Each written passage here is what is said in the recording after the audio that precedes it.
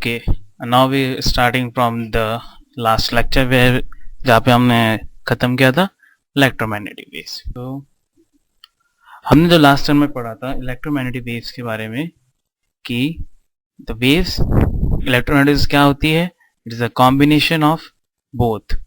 What? It is a combination of both electromagnetic magnetic waves and electric waves. Okay, now हमने last term पे पढ़ा था figure A, जिसमें हमने समझा था कि इलेक्ट्रोमैग्नेटिक वेव्स का जो लूप वाला अपन है जो बना था डायग्राम, उसमें से अपन देखा। अब हम उसमें आगे स्टडी करेंगे, एक नया फिगर बनाएंगे अपन, ठीक है। वही अपन ने आई करंट दिया जो टाइम के डिपेंडेंट है, और अपन ने एक पैरेलल कैपेसिटर बनाया, और अपन ने एक पॉट लाइक सरफेस बनाया। It is a pot like surface, और यहाँ से हमारी करंट आगे फ्लो की। ओके, ये हमारा P पॉइंट है आउटसाइड द सरफेस, और ये हमारा M, ये हमारा C, ठीक है। Now this is a pot like surface, pot like surface जैसा मैंने पहले बताया था। Okay, which now ever touches the current, जो हमारा करंट फ्लो कर रहा है IT, which now ever touches the current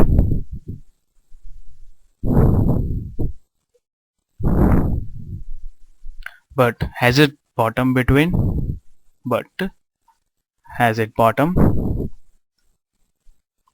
between the capacitor plate, its mouth, in the circular loop, in the circular loop as mentioned above। हम इसमें क्या बोल रहे हैं कि हमारा एक पॉट लाइक स्ट्रक्चर है, ओके, जिसमें अपने करंट फ्लो किया I, जो डिपेंडेंट होता है टाइम के साथ, और एक अपना एक पॉइंट सोर्स है P, ओके, जो टचेस द करंट करता है at the bottom between the capacitor plate and its mouth at the circular loop, mouth पे इसका सर्कुलर लूप, ठीक है। नाउ अप्लाइंग द, अपने कल भी पढ़ा था कि now applying the ampere circular law to such surface with the same parameter, ना हमारा पैरामीटर है सरफेस का सेम हो चुका है। To find that, we find that, हमें से पता लगा कि जो लेफ्ट हैंड साइड है, the left hand side of the left hand side of the equation, left hand side of the equation, जो हमने इक्वेशन यूज करी थी कल, left hand side of the equation जो हमने यूज करी थी कौन सी, close loop B dot dl is equal to mu not I। तो उसमें क्या हुआ, the left hand side of the equation we discuss अब in the last lecture has not change, means उसके इक्वेशन में कोई चेंजेस नहीं आया है, but the right side of that equation, means left hand side में तो हमने देखा था कि जो इक्वेशन में कोई चेंज नहीं आया, but right hand side of the equation is zero. जो right hand side the equation का क्या, वो जीरो हो गया। सो सिस्टम ने क्या कैलकुलेट किया, नॉट म्यू नॉट I, जो हमारा राइट हैंड साइड था mu not I is no change, उसमें कोई चेंज नहीं आया। तो हमारा क्या पता लगा, जो हमारा जो करंट था उसके अंदर कोई फ्लो नहीं हुआ, the current passes through the surface is not, there is no current passes, so there is no current passes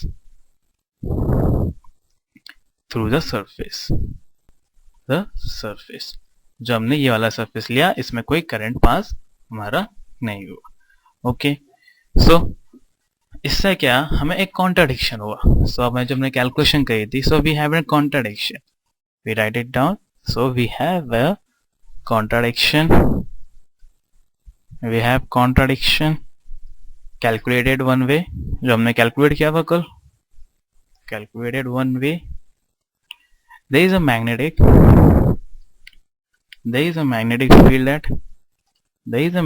field at a point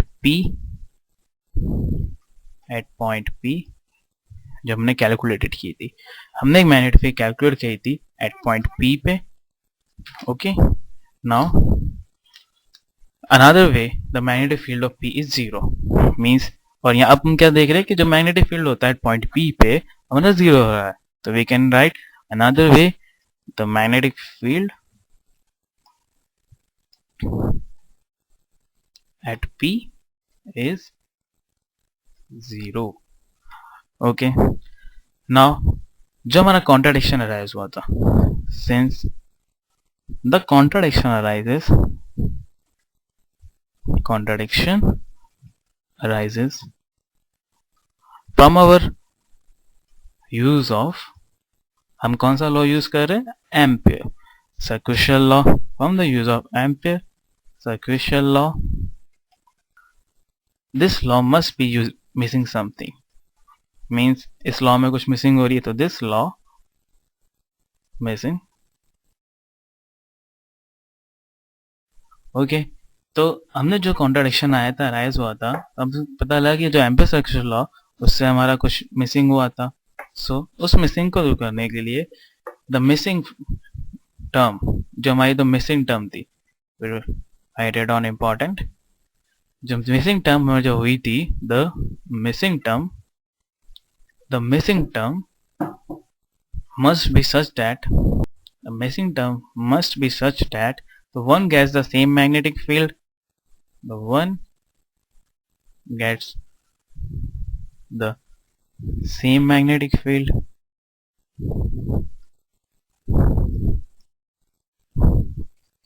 at point P,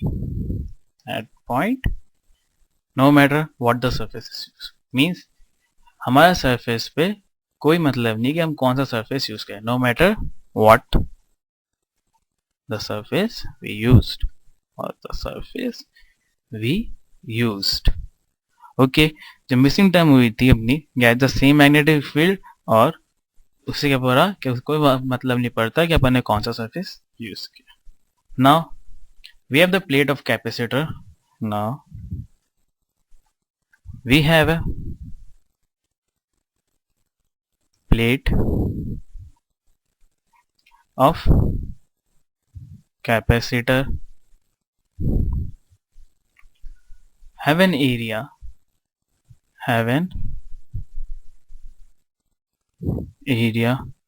and total charge Q. सो अपने पास एक plate है capacitor की, have an area, और हमारे पास एक plate है have an area, ठीक है, और अपने पास टोटल चार्ज कितना है, Q, and we have a total charge Q. ठीक है, the magnetic field of the electric field. Now the magnetic field of electric field E between the plates. हम कहना क्या चाह रहे हैं कि we have a plate of capacitor,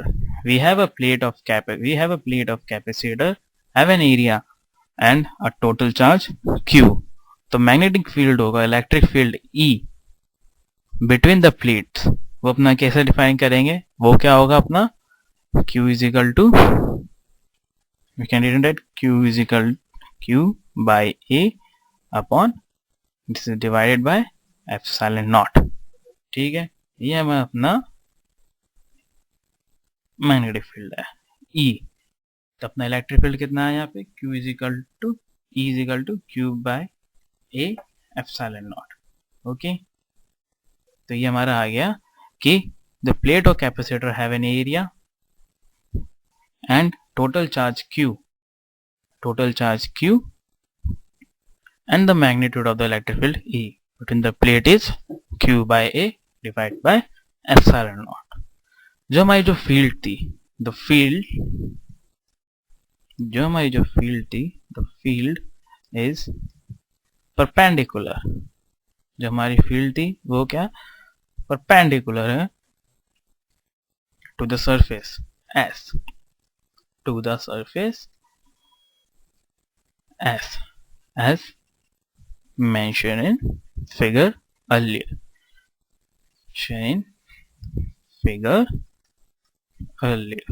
जो हमने फिगर देखा था उसके हमने पहले देखा था कि ये परपेंडिकुलर सरफेस है इसकी, ठीक है।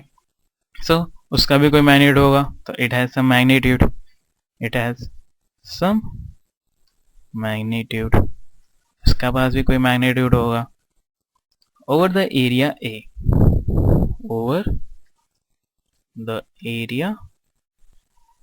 ए ऑफ द कैपेसिटर। हम क्या बोल रहे हैं कि जो हमारा द फील्ड था वो परपेंडिकुलर होती है to the surface as mentioned, वो हमने देखा था, तो उसका कोई मैग्नीट्यूड भी होगा ओवर द एरिया ए। जो एरिया अपन ले रहे हैं उसके ऊपर उसका मैग्नीट्यूड भी होगा ऑफ द कैपेसिटर, ठीक है। And which is outside it, और जो हमारा कैपेसिटर होगा वो क्या होगा, outside, and which is outside it, ठीक है, which is outside that capacitor. Okay, now इसके बाद हम पढ़ेंगे कि जो इलेक्ट्रिक फील्ड होती है, जो हमारी जो इलेक्ट्रिक फील्ड होती है at Q E through the surface, वो क्या होगा। अपन इसमें गॉस फॉर्मूला यूज करेंगे, गॉस लॉ को यूज करके अपन बताएंगे। अपन यूज कर रहे हैं एम्पियर सर्कुलर लॉ, अपन यूज करेंगे अब गॉस लॉ, ठीक है। तो अपना क्या होगा कि जो इलेक्ट्रिक फील्ड होगी, we can write that the electric field QE, अपना इलेक्ट्रिक फील्ड कितना है QE through the surface using Gauss law. तो अपन क्या लिख सकते हैं, अपन ने पहले लिखा था QE इज इक्वल टू, पता है अपन को, मॉड ऑफ E इंटू ए, इसका डॉट प्रोडक्ट ए। तो हमें पता है इलेक्ट्रिक फील्ड हमारे पास कितना आया था, पहले कितना आया था 1/ε0 Q डिवाइड बाय ए। अब उसकी वैल्यू हम यहाँ से पुट रखेंगे, तो we can write the value, हमारी वैल्यू कितनी आ जाएगी इसमें 1/ε0 Q divide by A into A. We can cancel out A to A, यहाँ से मैं ए से ए को कैंसिल आउट कर सकता हूँ। तो अब मेरे पास क्या इक्वेशन आ जाएगी, phi nought phi E is equal to charge upon epsilon nought. तो ये मेरा क्या आ गया, चार्ज।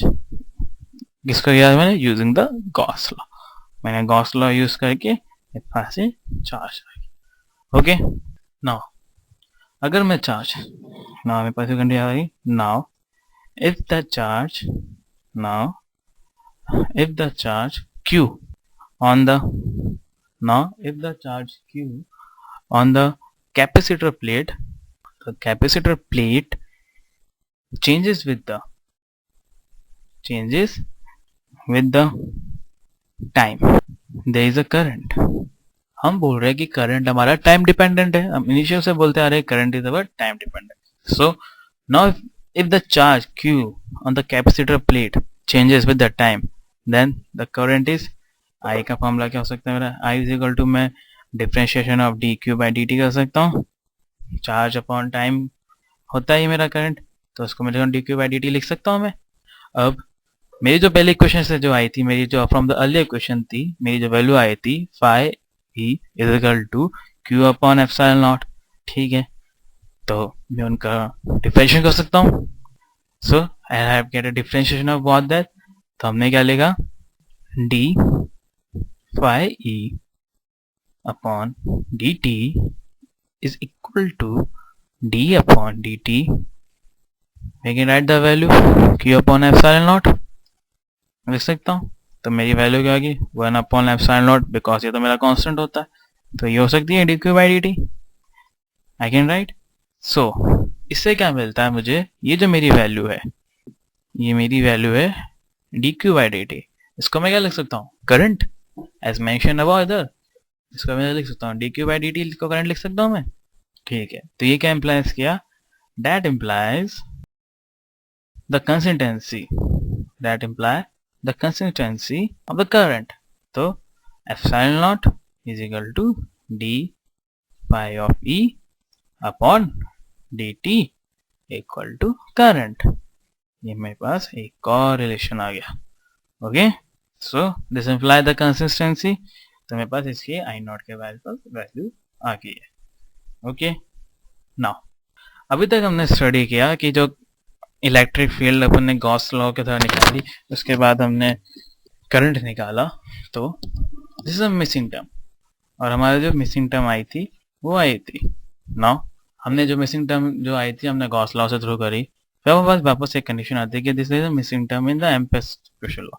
जब हमारी जो मिसिंग टर्म थी, this is the missing term in the ampere crucial law. ठीक है, if we generalize this law, if we generalize this law, if we generalize this law by adding to the current carried by the, by adding to the current, by adding to the current carried by the conductor to the surface, carried by the conductor through the surface, through the surface, another term which is epsilon naught, another term वो क्या होती है, which is epsilon naught। हमारी एक another term है, मतलब जैसे missing term होती है एम्पेयर्स क्रूशियल law, if we generalise this law, अगर हम जनरलाइज करते इस लॉ को by adding to the current the carried by the conductor through the surface, another term is epsilon naught, this is time the rate of change of electric flux to the same surface, time the rate of change of, the rate of change of electric flux to the same surface, the same surface। okay, the total has a total value of current I for the all surface, the total have the value of current I for all the surface, means कह रहे हैं कि हमारे जो पूरे surface पे है हमारी जो करंट है वो पूरी आई है, हमारी जो करंट चेंज नहीं हो रही है पूरी सरफेस हमारी करंट कितनी आई। So this is done, so there is no contradiction in the value of B। अब इससे हमें क्या पता लगता है, जो हमारा जो contradiction था, there is no contradiction in the value of B। okay, so if this is done, if this is done, तो there is no contradiction। अगर हमने ऐसा किया तो हमारा जो contradiction आ रहा था एम्पेयर्स क्रूशियल लॉ से, तो हमारा कोई contradiction नहीं होगा in the value of B, in the value of B obtained anywhere using the generalized ampere law, using the generalized ampere law। हमने जो मॉडिफिकेशन किए हैं एम्पेयर लॉ, उसके बाद हमारा कॉन्ट्राडिक्शन नहीं होगा using the generalised ampere law. ठीक है, B at any point P, B अपना कोई एनी पॉइंट हो गया पी पे, इज नॉन जीरो। पहले हमारा क्या था, जीरो था, अब हमारा क्या हो रहा है, non zero. So no matter which surface is used for calculating, अब हमारा कोई मैटर नहीं करता। now there is no matter that which surface is used for calculating it, is used for calculating it। okay, so B अपना कोई एक point है, B at any point, B at any point P, हमारा एक कोई P point जो अपन source लेके चल रहे वो क्या है, outside the plate, outside the plate, such that is the same as the point M, as is the same as the point M। okay, so just inside as it, just inside as it should be the current carrying conductor, should be the current carrying conductor। okay, due to the flow of charge in is called conduction current, due to the flow of charge is called conduction current। so हमारा conduction current क्या define हो गया, let me define the conduction current is that कि हमारा एक point P है जो हमारे outside the plate है, outside the plate है, M just inside the as is showed in the current, as just show अपन ने क्या है, करंट का कंडक्टर, उसमें फ्लो ऑफ चार्ज होता है, तो जिससे हम क्या कहते हैं, conduction current. so from here we will conclude from the next lecture। thank you।